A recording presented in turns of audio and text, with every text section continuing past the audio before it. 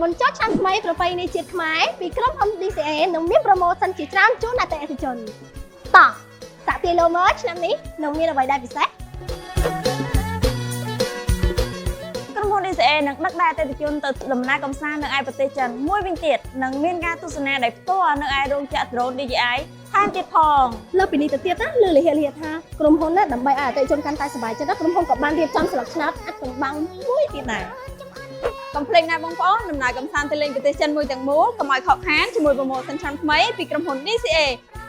សូមជូនពរអតិថិជនគ្រប់គ្នាទទួលបានសុខភាពល្អកម្លាំងមាំមួនជោគជ័យគ្រប់ភារកិច្ចធ្វើដំណើរទីជិតទីឆ្ងាយប្រកបដោយសុវត្ថិភាពយេសន្យាឆ្នាំថ្មីបងនឹងចូលស្ដីហើយស្រីពើអញតែហើយបងនឹងចូលស្ដីហើយស្រីពើស្នេហ៍យើងស្នេហ៍ពិតណែបនឹកនៅសង្សារតទៅត្រូវ